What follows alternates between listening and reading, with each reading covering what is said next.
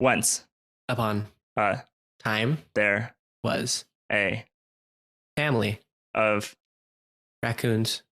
one Raccoon, was the king of that family all of the other raccoons brought him many shiny. things. Yay! Said The king.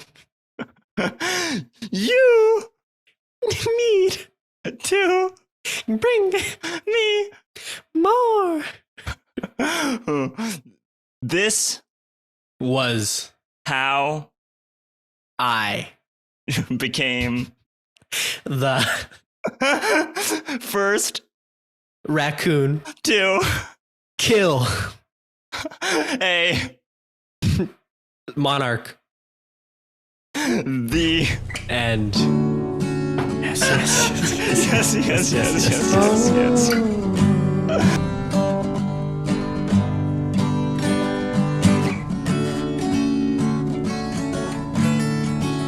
Hello, everyone, and welcome to the 4th episode of Muprov Musings. I'm one of your hosts, Hal Munger, and joining me now on the line is your other host, Julian Bernardo. Yeah, we're both here, and we are very glad that you're tuning in again to our delightful little podcast, or at least we hope you think that's how it is. If you looked at the title, you might have noticed that this episode is about something called The Hero's Journey. This is the format that we're going to be teaching you for, well, the next several or maybe even more than that episodes. I think it'll be a lot of fun. What do you think that is going to be different about these episodes and whatnot, Hal? These are all going to be streamlined to teach you specific skills for one specific improv format. And though those skills might generalize to many other formats, we're going to really get down into the weeds of how to teach you one thing that you can follow along with. And I think it's going to be a lot of fun. One note is, going forward on this podcast, it would be awesome if we could have a segment that was like a kind of question of the week. If you have any questions that are generated while listening to us talk about A Hero's Journey, feel free to email them in. And also, I'm just really curious to know if anyone is out there listening to this podcast. I saw we had a lot of downloads in France, and I was curious about that. So is that a friend of ours, or is that a mysterious French person who's listening? But yeah, let us know about that. But Julian is the expert on A Hero's Journey. He directed this format, and he's got a lot to say about it. And I want to start off by asking you, Julian, what's sort of different about this format from other formats that you might do? So one thing, I mean, in general, a lot of improv formats tend to be relatively comedy focused. This is not necessarily not comedy focused, but this format is, like a lot of the formats that we're going to teach you, focused on telling a story. It's hopefully going to be a like sort of epic story or something that's cool. Something where by the end of it, you're like, whoa, I thought that was fun to watch. I think one thing about this is that this is a long format. It should probably be an hour, but when we did it, often we would go over an hour. I don't know if we ever went under an hour. It's also a relatively structured format. So some formats are, pretty loose, where the format itself is just a few things that you're going in with, and the show itself might look, entirely different in the way that the show is structured. But the meat of this format is actually the structure of a sequence of different stages that your scenes will follow. And Julian, if I was a listener who's listening to this, let's say I'm on a team that has a 20-minute slot. Do you think that this is the type of format that you could adapt to that? Or could you adapt it to having, 9 players or 2 players, or how flexible do you feel like this thing is? Yeah. So, I mean, we did it with 7 or 6 people in each show. And I don't know that you could adapt the whole format into 20 minutes. I think that there's certainly parts of the format that you could try to get like work down into a 20-minute show. And I think that since the format is divided up into stages, if you want to somehow work in like maybe one or two of these stages, it's hard to do this without getting the full picture. But I think that you could be clever and come up with a way to incorporate some of the things that we are talking about here into a shorter time slot. But proceed with caution. All right. Sounds good. And also, just for we have a lot of people listening might have different levels of experience. Julian, I want to ask two questions that are somewhat related. How hard did you find this format to be? And how difficult on a scale of like 1 to 10? And secondarily related, how well do you think this is as a sort of introductory format for getting into improv? Well, to be honest, I did find it relatively difficult. There's, I guess, a decent amount to keep in your mind, since there are, as we'll talk later, like 7 stages to the journey. And so, yeah, I found it a bit difficult, but I think that that's exactly why this is a perfect introductory format. If you're trying to learn this style of improv, this is like a great place to grind your teeth, because it does teach you what I believe are a lot of like transferable skills for other long form formats that are trying to, you know, be narrative and tell a story like this. So yes, it's hard, but that's why it's good. Yeah, I would pretty much agree with that. I would probably give it like a 7 or even an 8 in terms of there's a lot of openness to this format. It is structured, but there are a lot of moments where you've entered a new world and you need to come up with a lot of stuff on the spot. And I did find that there are certain formats that have a lot of predictability to them. Like I'm thinking of like the Hallmark movie or the Disney Channel original movie formats that we did, or even a super scene. You know that the top super scene, for those of you who don't know, a super scene is a show where 5 shows are competing against each other and slowly getting eliminated as they go. And the way that works is that the final scene to win the super scene has passed through the elimination of 5 audience rounds. So it almost always is your best show, and the show ends up feeling good. So it's like a very easy kind of thing. And Hero's Journey, you're stuck with whatever you establish. If in the first 5 minutes you do something a little crazy, you have to hold on to that for the rest of the show. So yeah. It is challenging in that way. It's a little less predictable than some of the other formats, though it does have the structure. And like with that in mind, what do you think are some of the pitfalls with it? I think the biggest pitfall that we ran into is at some point during the hero's journey, the show is following a hero. They often cross a sort of threshold into another world. And in that moment, because the hero is often traveling alone, it kind of is like a hard reset of like, we don't know what's going to be in the other world. And it can get very foggy in that area. And we'll talk about how to address that later on this episode.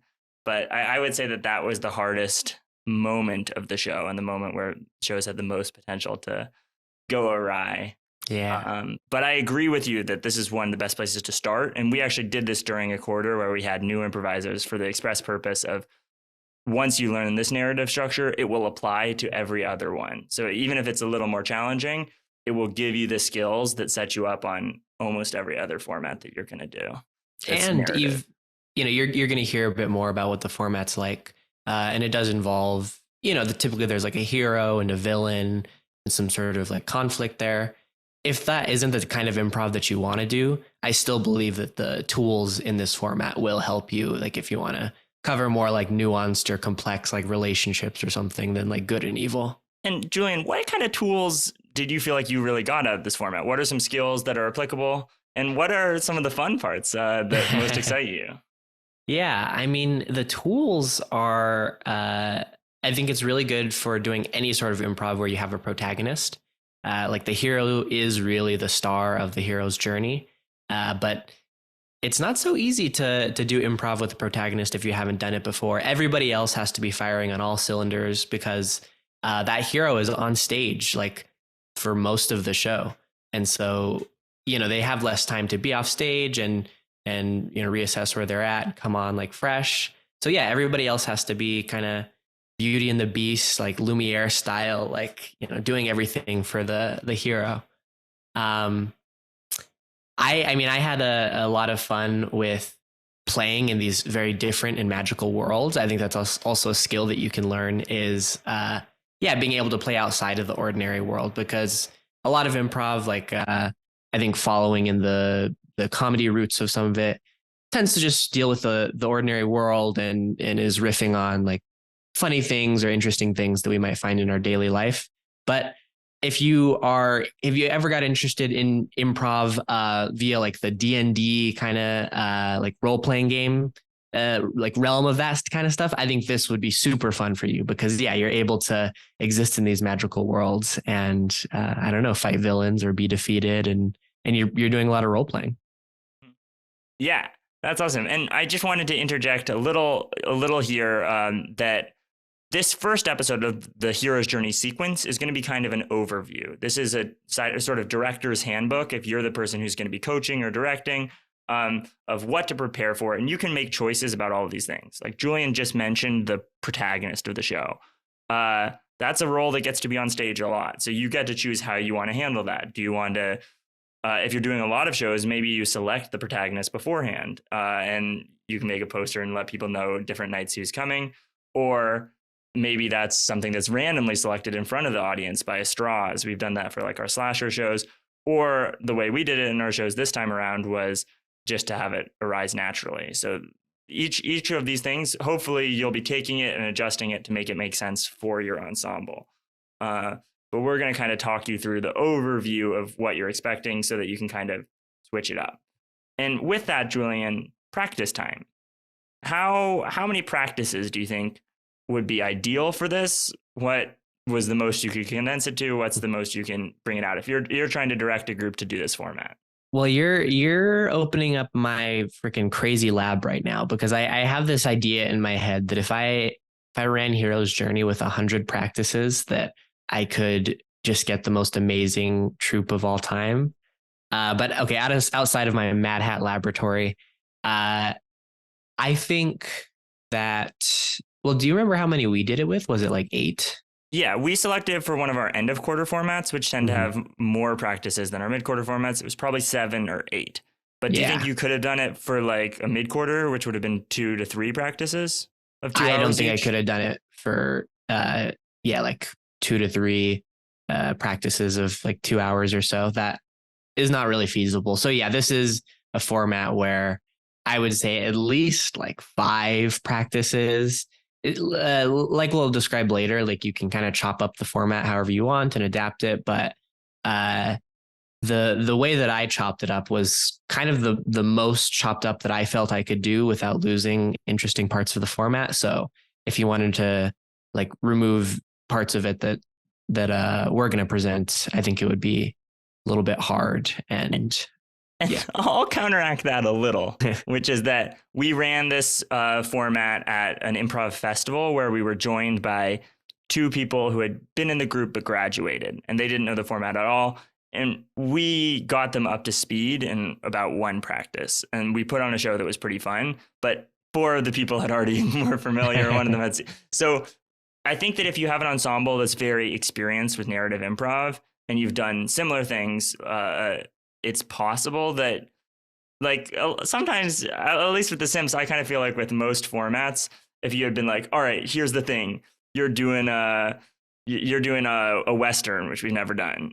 Mm-hmm. I think we would be able to do it kind of with no practice, and it wouldn't be perfect. And then if we had 1 practice, it would be like, whoa, we were way better. And then every additional practice is like, in terms of who we really wanted to put it before an audience and have it be reliable, then we would probably try to do like 7 or 8. But if you want to try and just the concept alone, I think if you just hear only this overview episode and the only thing you do is I understand conceptually what we're trying to do, you might just want to try running a show and see how it goes. It might not go well, but it's worth it.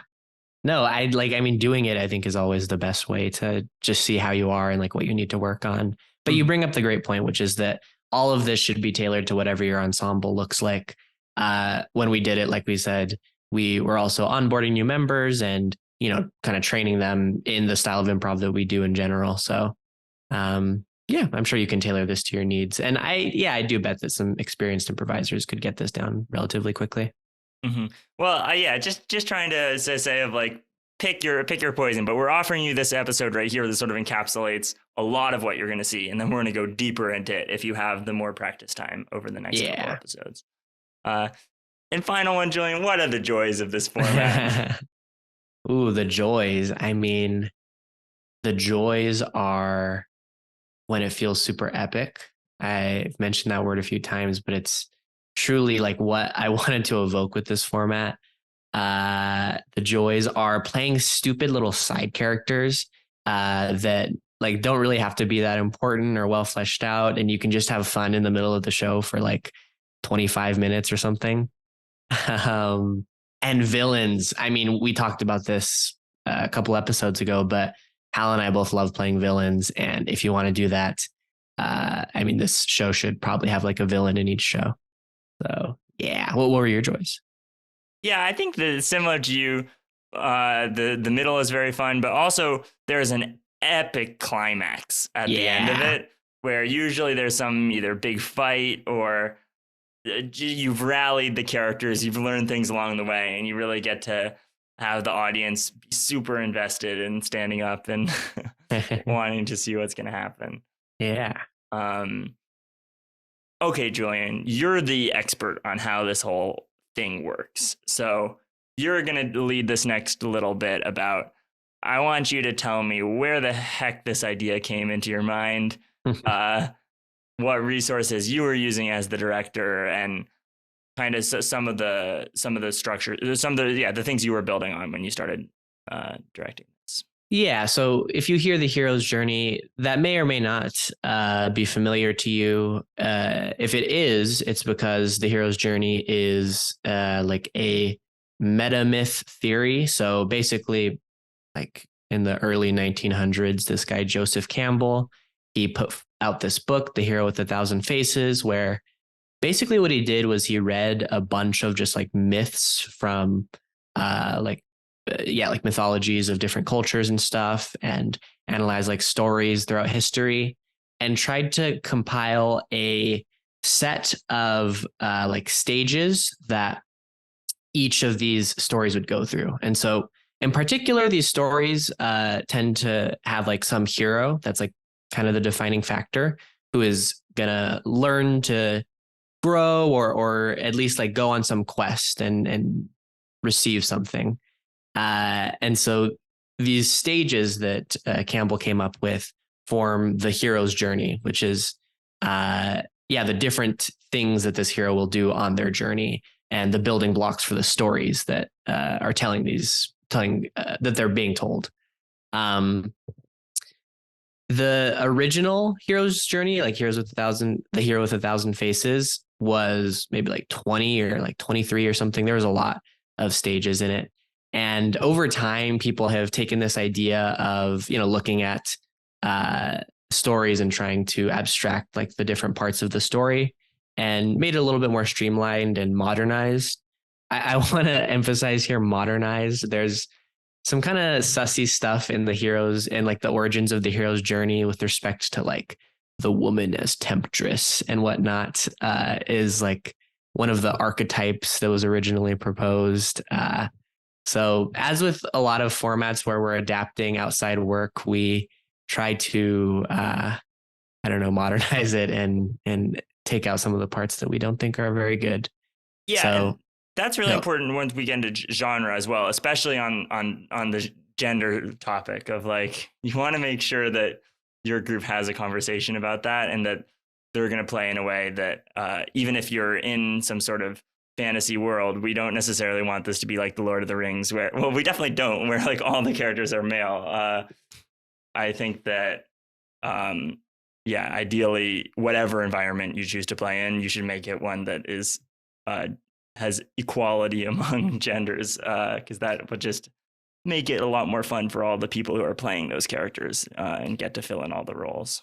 Yeah. And just in general, like, you never use format as a justification for any, like, if something that's part of the format makes you as a member or just someone in your troupe uncomfortable, like we'll talk more about format later, but format adherence is so like not important. If anything we say here, it makes you feel like, I don't like that, and you can always edit. Yeah, because like all the examples of a lot of these movies, when you think of the Hollywood examples, like 75% of the characters are male, and the villain is male, the protagonist is like, yeah, and that was not true of the hero's journey shows that we ran at all. I think most of our protagonists were female. So Yeah. But in the spirit of modernization and also just streamlining, the what I would say most popular current book on this concept is The Writer's Journey, which was written by Christopher Vogler. Uh, he had he's done some story work in various places. He's worked at Disney, but basically he studied Campbell's hero's journey a lot and made it a little bit more streamlined. There are less stages to the hero's journey in Vogler's book. And yeah, in general, he kind of gives a more modern treatment of this concept. So I actually have it right here. all right, Julian, but let's say that I'm not the type of person who wants to read a whole book. Is there any way that I could get Christopher Vogler's, his basic ideas without reading his whole book?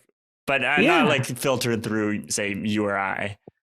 Right. Yeah. I think that there will be a way for you to do that. And if you really do want to hear the thoughts of Christopher Vogler, you might want to keep tuning in. Things are not currently, finalized in terms of dates and whatnot. But yeah, a little bit of a teaser that maybe we'll be able to talk to this guy and maybe you'll be able to hear from this guy. Yeah. And that's one of the neatest things about having this podcast that I've discovered is that, you can reach out to people and ask them, like Patricia is so cool just to hear all her thoughts on things. And I'm excited if we can get him on the show. This is really can pick his brains about how all this works. Yeah. And so, yeah, that was the book that I read. So I had I don't know where I first heard of Hero's Journey, probably just through mass media. But once I started getting into it, I read this book and this is what inspired me to create the improv format. One thing, like if you're thinking, okay, Hero's Journey, like what's like an example of a story that would be the hero's journey? There's a few like popular Hollywood examples of the hero's journey. I don't know if you have them, Hal. I want to read them. Oh yeah, sure. Julian's written down Star Wars, Harry Potter, The Lion King. Yeah. I'm gonna add in that it's basically every like Disney movie has this as the plot, and in particular, my favorite one to use for examples is Cars. So if you haven't seen the movie Cars, I'm gonna be talking about it a lot, and you better get used to that. Maybe you should go watch it. It's awesome. But it has a lot of great, really applicable uses of the hero's journey. Yeah. Go. And we talk about pop culture examples a lot. We try to give a couple of them so that everyone in the group has some grounding. But one of the best ways that improv can kind of work is if you've seen a lot of things that are similar to something, then you have a sort of basic intuition about what kinds of things can happen next. And tuning into the fact that I believe that narrative improv, one of the reasons it's exploding now is because all of a sudden we can see a bajillion movies in a way that was not possible to even 60 years ago to see the number of movies that we can see and have seen now. So I really think that this is a modern art form that is made possible by all the examples that we have in our little brains. Yeah. And I'll share a wisdom that I've heard from Dan Klein. Probably he got it from John Stone or whoever. But once you become an improviser, it is your job to consume as many stories, as much media as you can, because especially in the way that we're trying to teach, you're telling stories. And is there any way to do that other than, knowing stories yourself? Mm-hmm. And we almost always incorporate that into our practice especially if we're doing a format like we did Disney Channel original movie. Julian and I and some other people got together and watched like 2 or 3 Disney Channel original movies. It's really enjoyable. if you can do it with your friends, you can do it on your own, and it just gives you such a background, especially in something as formulaic as a Disney Channel original movie. Yeah. But yeah, just pop in Lord of the Rings, Star Wars, Harry Potter. If you haven't seen them, it's a good. And you know, it can be a very fun and normal thing, or you can be kind of you know, you can make some work out of it. Like I know when we watched it, mostly we were having fun, but sometimes you'd be like, oh, like could we have improvised that? Like, is this something we could actually do? Or like, oh, look, wait, look at the way he does that. Let's like remember that physicality for later. It makes it a lot more fun when you lift the lid and see what's going on narratively in all of these stories. But those are all movies or TV shows or whatever. And we're not writing a TV show or a movie. So some adaptations certainly have to be made when you're performing this for, you know, improv on a stage. So Vogler's book is mostly directed at like screenwriters or maybe more generally writers who are writing down this story. I had to make some changes to the original set of stages because one, like an improv show is shorter usually than a movie. And two, like the staged medium is different than the screened medium, right? Like it's harder to tell certain or to show certain things. And yeah, like has a limited set of people. Typically, you know, you can't have like 20 characters like you would in a normal movie on the improv stage. And so basically, I took all of the stages that Vogler talked about in the writer's journey, and I took 7 of them that I think would be most important to learn and to adapt into the improvised hero's journey. I think it'd be a good time to talk through them now. All right. Do we want to read them all off in order and then go through one by one? Yeah, let's do it. The first one is The Ordinary World. Then The Call to Adventure. Crossing the Threshold. Tests, allies, and enemies. The Ordeal. The Reward. And the Return with the Elixir. Yay. So we just said 7 kind of random things at you. And you should probably know how to do the format now. So this is the end of the episode. Goodbye. Julian, please, I really want to know more about The Ordinary World. Okay, fine. So yeah, the first one, The Ordinary World. If you have a narrative improv background, you might know this as platform. But basically this first stage, which would typically be 2 or maybe I don't know, about 2 scenes. You can obviously modulate based on how long your shows are, but we're just showing the protagonist in the place that they start. It's important to note here that the ordinary world is later going to be contrasted with the special world, or you know, wherever the hero ends up on their journey. So this should probably be like a relatively ordinary place. The hero should be used to life here. Yeah. Julian, I think this whole be average Muprov thing is really crucial to hear. And this is where this really becomes kind of Muprov. Yeah. Because if you are used to doing a wackier style of improv, your initial actions that you take to make it maximally entertaining are going to do damage overall. And that's one of the reasons I think these shows kind of work a little less well on video, is because if you're just getting a tiny little clip of it, what you want to see, or if you're just playing one short form game, is the craziest, most exciting thing. But if you're in a theater, everyone's going to be sitting down. They're going to have to stay for the whole show.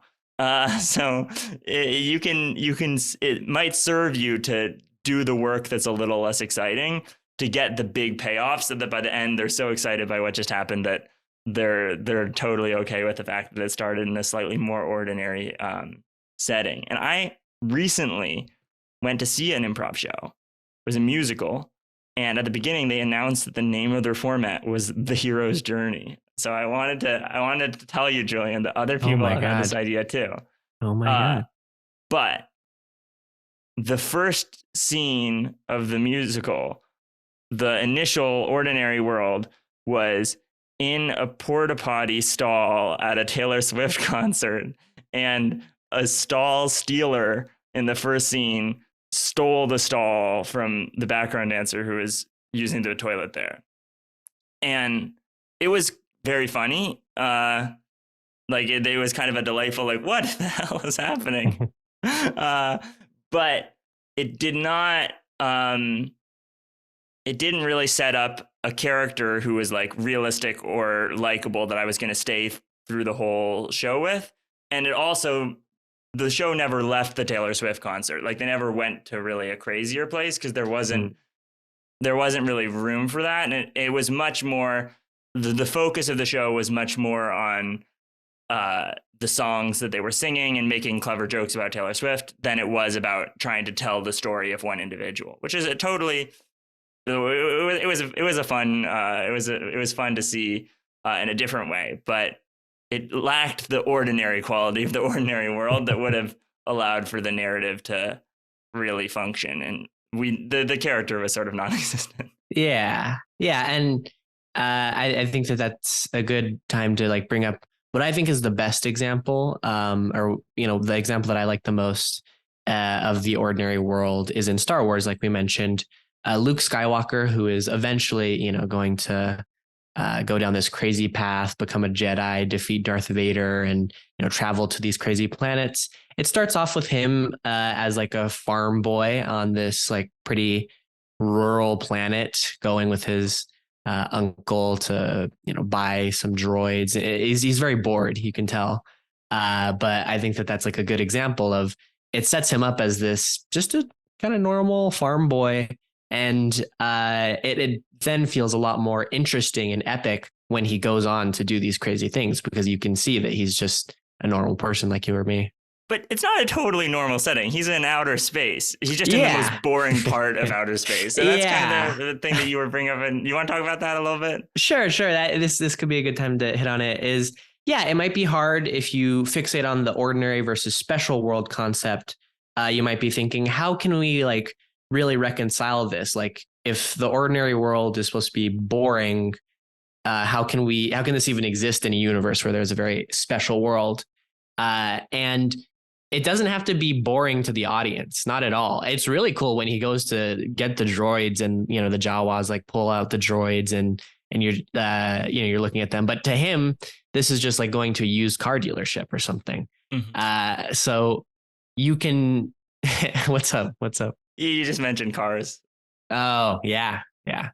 But yeah, just go to the most boring place of the universe that this show is going to take place in, not necessarily a boring place.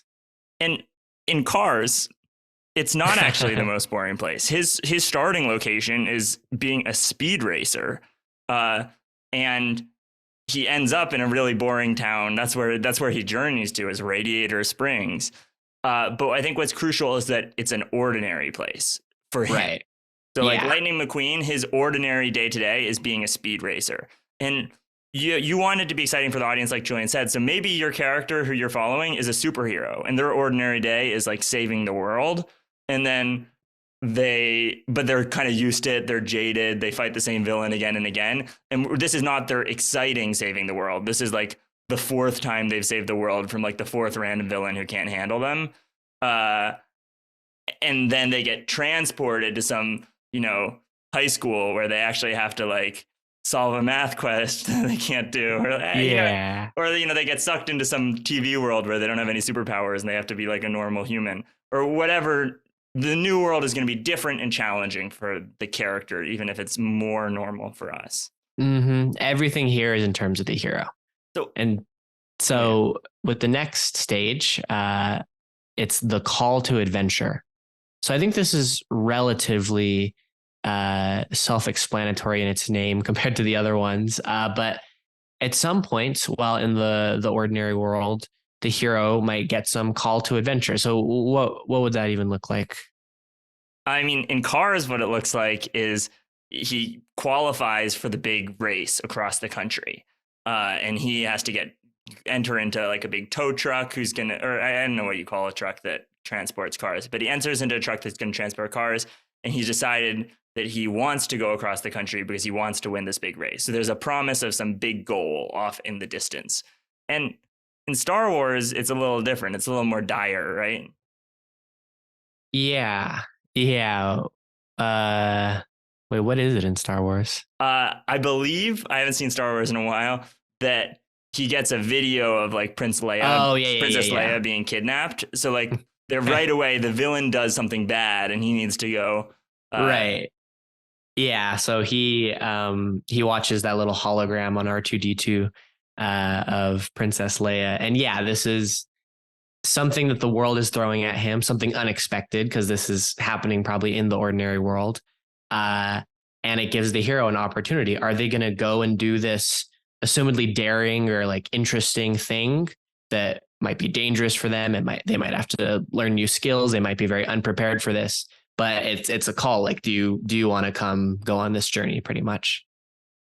And this is not like this is maybe like one scene or so in the improv context. Like the actual call to adventure itself might just be, I guess it could be multiple scenes as they like debate whether or not they are going to go on this adventure. But yeah, they should stumble upon or be alerted to something that gives promise of adventure. And And here's also no, the no. first place that you've removed a stage, right? Of the rejection of the Yes. call and the so Mhm. in the bigger Disney thing, a lot of times the character says like, "No, I don't want to go on the adventure," and then they meet a mentor who like talks to them and wants to convince them to, and then they eventually Yeah. go.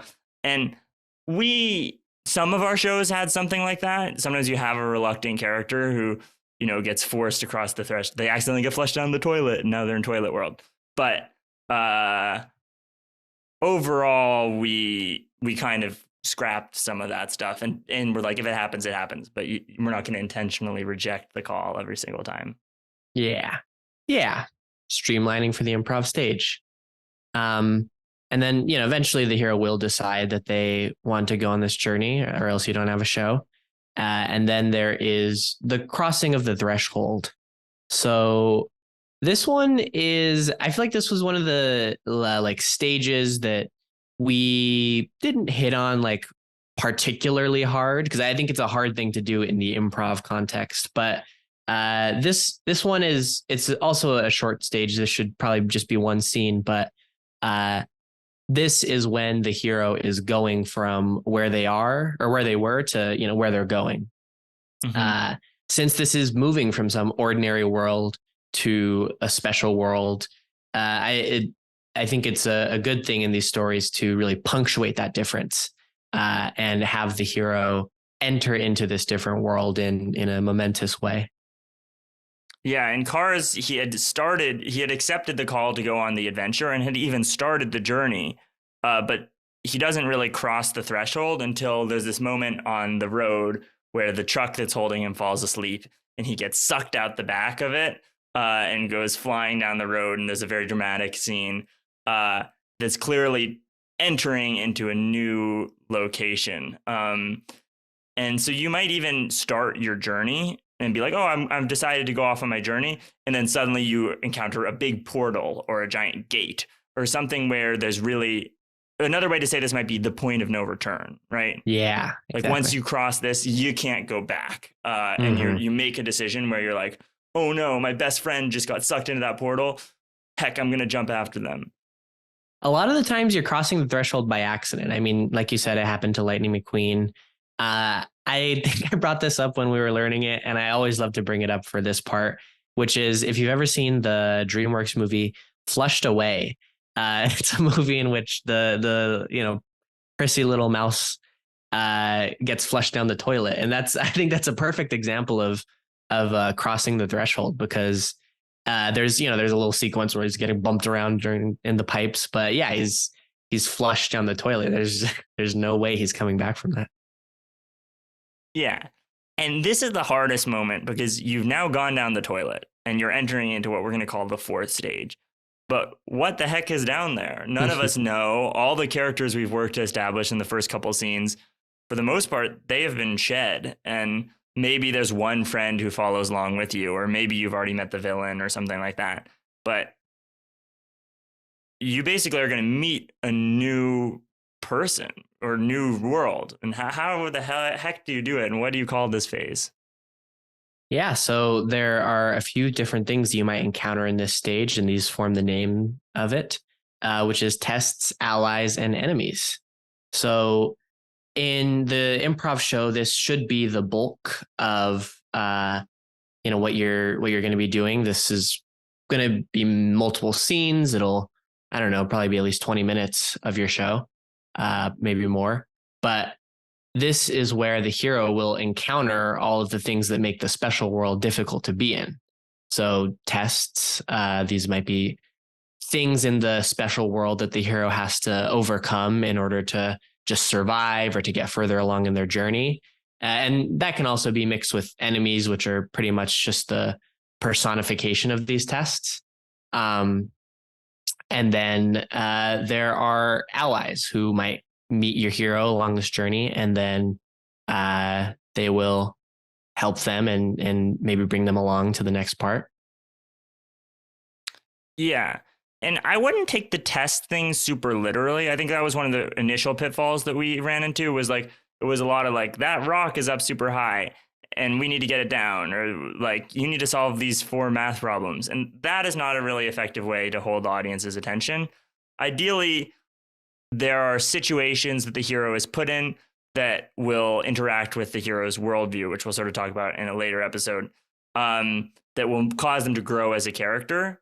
But the best way to think about this for me, I feel like ended up being was rather than try to think of some situation that's going to test them or like anything like that, I would just enter as a character with a strong objective that has nothing to do with the other person. Like, I am a mouse and I really want to eat this nut. Or I am a troll and I guard this bridge and I don't want anyone to cross it, or whatever your vibe is. And if you're playing a really enjoyable character, the other person, the hero is going to talk to you and be like, hey, maybe they're asking for directions or they have something that they want. But as long as both of you have a strong want, it'll be an entertaining scene. And in general, nothing needs to come out of this middle part. Ideally, you should be growing as a character. Maybe if you have a companion, you should be making friends with them and stuff like that. But Julian, what you were saying was like almost a short form thing, right? Yeah. It can almost take the form of you start a scene. There might be something interesting about this like new location that you found in the special world, and you maybe have to overcome something or get to know this odd character, and then once that's done, you might just move on entirely. And the character that you met there might not come with you. They might, if they're like an ally that sticks with you, but yeah, they might just be something that you pass by. And so there is a lot of fun here because you get the ability to kind of just do whatever. Obviously it should be getting you further along in your journey, but just have fun. Start a scene without knowing what's going to happen, and the improvisers who aren't the hero will throw you something. And then yeah, you'll just have fun with it. All right. The ordeal is kind of the most controversial, I feel like, of these. I almost feel like we should just table it and kind of wait, unless you want to give a little sneak peek into like very bare bones how it works. Yeah, I mean, at the very least, I think we should say that this is the conflict with the villain. So we haven't really talked much about who the villain will be yet, but typically for the improv format, at least, it makes sense to have a villain. So this villain is, evil, probably, at least against your goals for some reason. And the ordeal is going to be the clash with this villain and the moment where the hero kind of transitions from who they were to actually being a hero. This is probably when they should incorporate whatever they learned in their journey. Yeah, and the people talk about death and resurrection. It's the hero has a lowest point. In most movies, you like literally think the hero is dead, or that their loved one is dead, or that they have failed the plan and the villain's going to win. And it's great for improv just to lean into that. You don't even have to know how you're going to get out of it. Just like, chop the hero in half and then later you can justify, that there was a healing thing from earlier or something. Ideally, maybe you have an exit ramp. Maybe the villain has an exit ramp and the person playing the hero doesn't know what it is yet, but or one of the allies does. But Yeah, I think really, something of a phrase that gets thrown around in kind of similar circles is like the all is lost moment. That will probably happen during the ordeal where, yeah, all is lost. Like, how are we going to overcome this? But then you do. the reward. Yeah. So typically, I mean, this hero is going on some journey for some reward. And, this might not necessarily be for themselves.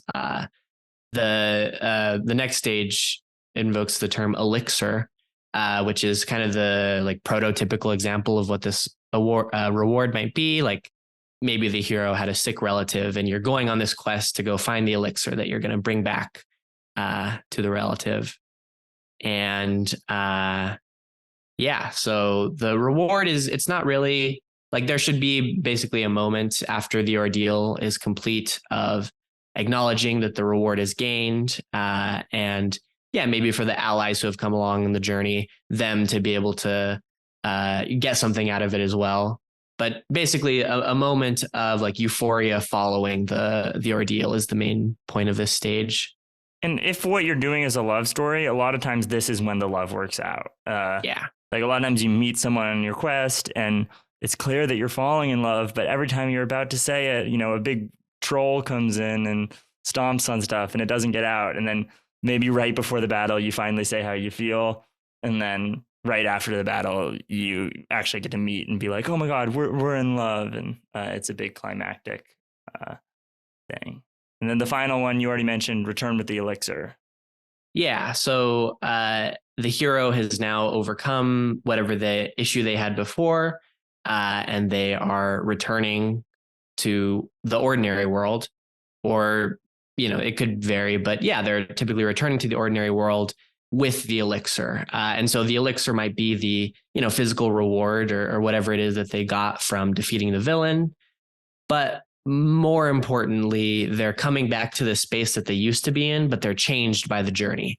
And so we should see, the return with the elixir takes place probably in the ordinary world, but either the ordinary world should be, changed by the actions of the hero, or the hero themselves should just be different following that journey.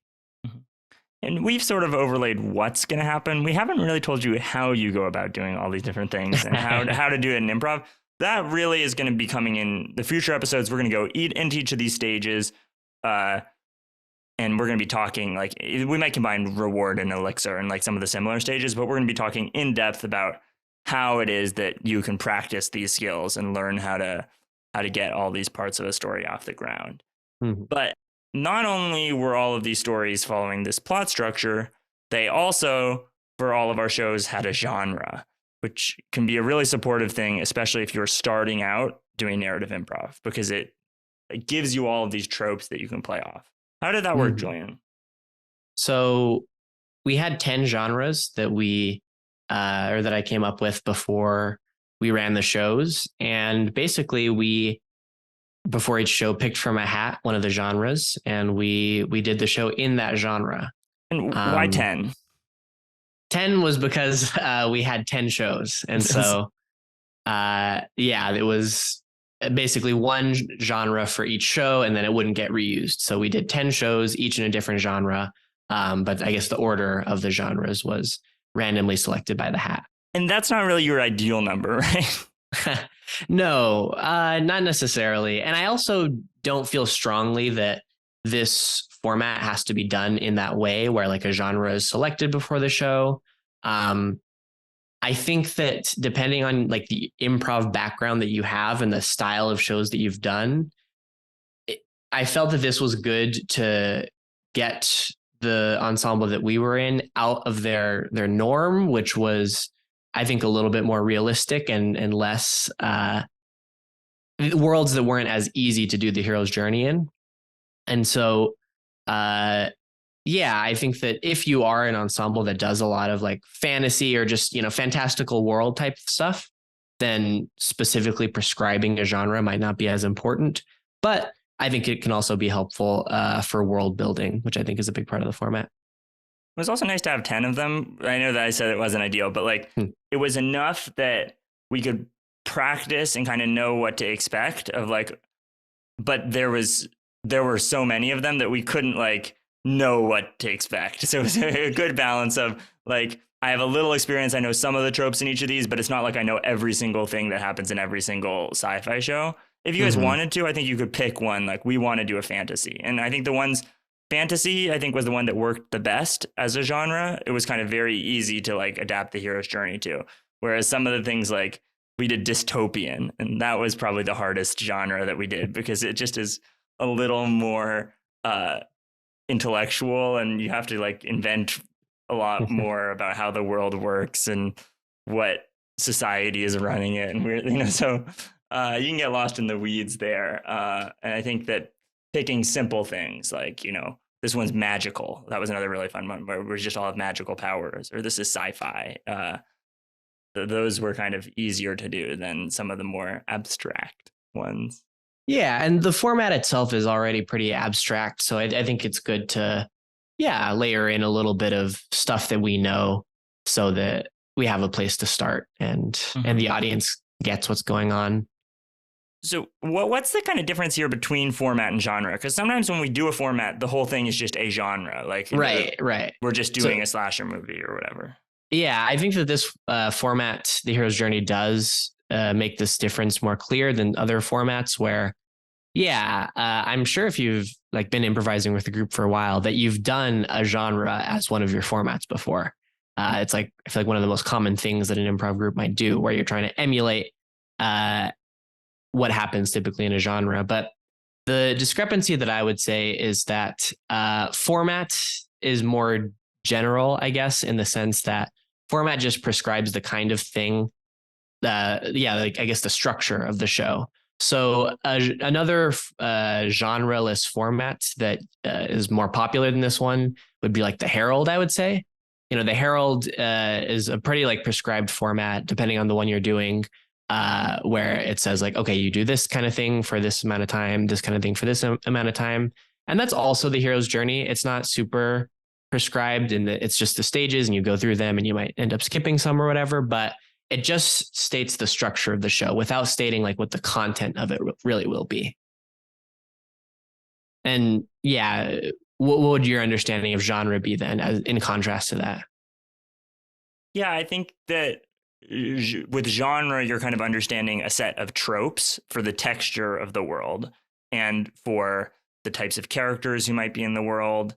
And that's usually based on a collection of other pop cultural items that you're sorting into one genre. And you're saying when you see the show, you're going to see it similar in some ways to a bunch of these other things. So, if it's fantasy, that might be like Lord of the Rings and like some Dungeons and Dragons stuff and some young adult novels and like kind of cobbling together a couple different things to make it all Aragon, make it all work together. And if you haven't done this, I would definitely recommend adding in a genre or 3 genres or 5 genres to this format, because they will take care of you. They will make it feel way less abstract, like it has more of a structure. And it's just easier to come up with characters that are in this kind of existing genre that you already have examples for than it is to try to do everything from scratch. And we'll give some examples of some different genres and talk about how we kind of world build for these shows and make the texture really nice. Yeah, I mean, I think we can just read out really quickly what the genres that we did were. This was the list we came up with, and I don't necessarily stand by it, but this is what it was. We did fantasy, animal-based, mythological, sci-fi, magical, supernatural, dystopian, abstract, magical realism, and modern. Mm-hmm. And modern was just like, in the normal world, there's no magic. You go from one normal place to another. And yeah, so do you want to talk a little bit about like one of the shows where genre did like help, or that genre was good? Just in general, I wanted to talk about some of the shows that we did. We did 10 of these shows. We recorded them all. We put them on YouTube. It's not the best audio quality in the world. Like I mentioned, it's also not, I think, the right medium necessarily. I do think it would be worth watching if you're trying to really get a grip of how this works as an improv perspective. I'll link them both in the show notes. The two that I think are interesting are Andromeda and the Missing Frequency or something like that, which is our magical show, and then our fantasy show, which was Lyra and the Quest for the Kingdom, or something like that. I think that they give a good example of kind of how this is all working at the improv level. And the Lyra one, I think, gives a really, like, we stick to the structure a lot in that one. It's a little slower and there are some kind of winding moments. But overall, like the conflict is really good and the character grows and the stages are clearly defined. And then the Andromeda one, I think, gives you a sense of all the world building and the idea that in the fun zone, you can just have fun. And for context, it was our magical show. It was endowed that all the people were in this world where you had a magic power based on your instrument. And the video actually starts like 5 to 10 minutes into the show. It cuts off the very beginning. So I'll give you the setup if you wanted to watch this. There's a girl named Andromeda who's in her class at magic school, and she has a harmonica that stinks. Everyone else can do super cool powers by playing their instrument, and they're kind of mean to Andromeda because she has this harmonica that sounds bad. She can't play it, and it doesn't really do any magic. And then by the time the show starts, she's visiting this old, like by the time the video starts, she's visiting this old woman in a house who has some more information for her about the magic. And eventually she goes on this big quest for this sort of magic master of it, to become the master of instruments who can basically play any instrument and unlock this magic harmonica is what she sets out to do.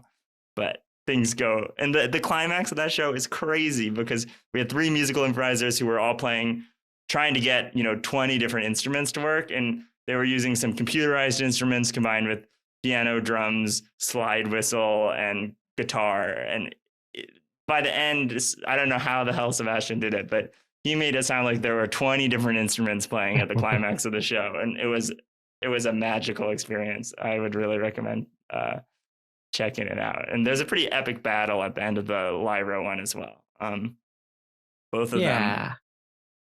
Yeah, and I think when you're doing improv and you're just trying to do it in some fictional world, when you say fictional world, that can literally mean anything. So I think genres are grounding for that reason. One thing I do want to hit on before we move entirely away from just the fantasy or format versus genre conversation is that often, when we talk about tropes, genres can give way to formats. And we're not going to talk about this, this is not the format we're doing now, but I was thinking about Shakespeare, and Shakespeare is a format that we did. And it is what I would say is both a format and a genre where there's a lot of like speech and like content stuff that figures into it. But the way that we learned it, at least we learned it also in like a format way where there were kind of stages to what we were doing. And we would joke about like, oh, let's do like a modern Shakespeare for one of the shows, which is outside of the genre, but inside the format. So all this to say, if you're, don't get caught up too much in the difference because there are overlaps. And if you are doing like a genre as your format, then assumedly what you're doing is you're extracting some of the typical structures of those stories and then using them. Mm-hmm. Yeah. So that's kind of wrapping up on a lot of what we wanted to talk about. We are hoping to do a deeper dive and especially explaining how this actually works. How can I practice? Like if I want to do an ordinary world, how do I run this? How do I set up a protagonist who has a worldview? How do I, engage with that and send them to a world that's going to challenge them? And like all these kind of nitty gritty, what scenes can I practice? How can I direct this? Are going to get in. But this was just supposed to be a big overview.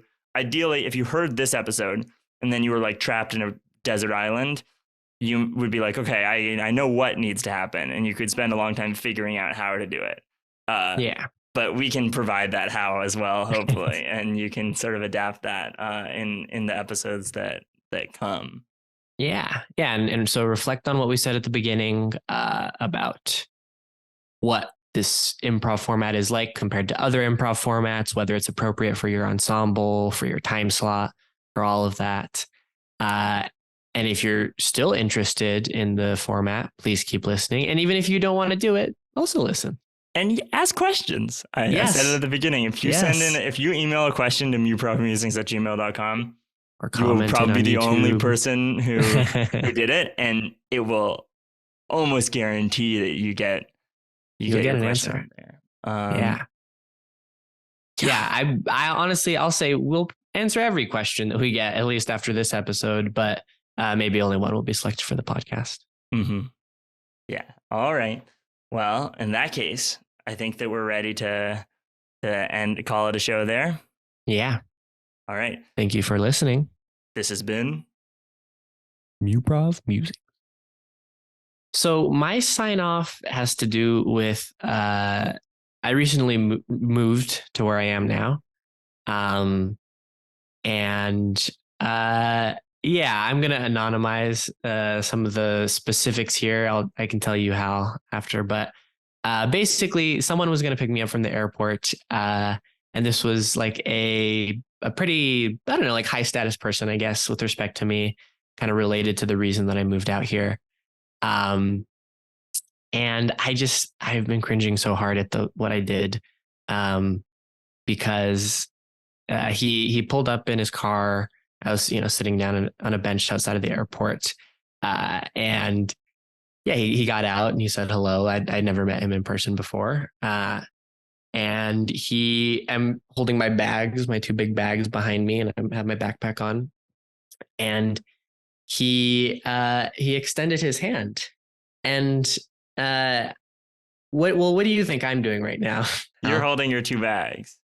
And sorry. What mistake do you make? Do you hand him the bag? Yes, I handed him the bag, and if you're an audio listener, the way I just gestured it, he was clearly extending his hand to like shake my hand, and I just handed him my bag, and then he set it down, and then he shook my hand, but I don't know. That was just kind of the cringiest first impression I feel like I could make is like, take my bags now, driver. Well, now you can make a cringy second impression by giving him the podcast to listen to. And once he becomes a fan, he'll get to this. You'll get to this episode. And to be clear, anonymous, but this is like your boss, right? Basically. Okay. That's pretty funny. Yeah.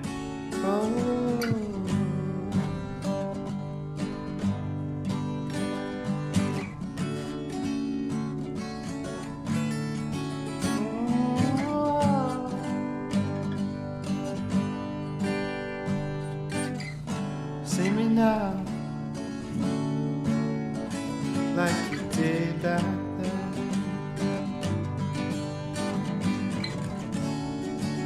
See me now, I should thought you cared. All these times they're changing.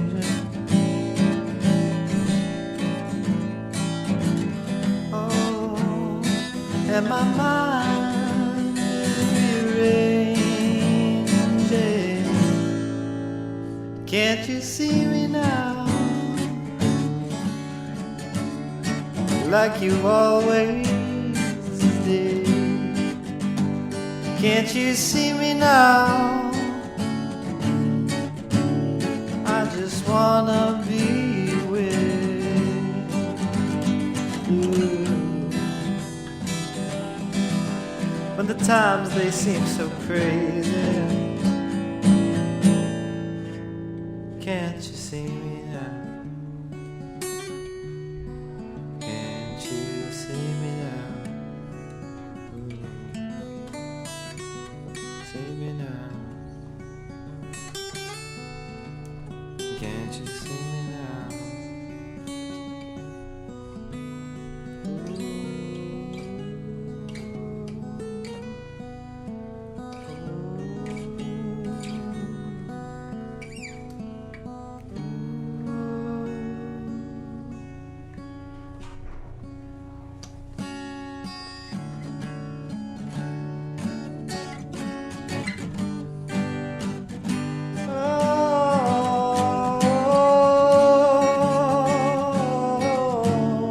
Oh, can't you see me now? Can't you see me now? Like you did back then. Can't you see me now? I remember way back when. Oh, and times they are changing. You know, things are rearranging. Can't you see me now? Can't you see me now? Everything is changing. Can't you see me now? Can't you see me now?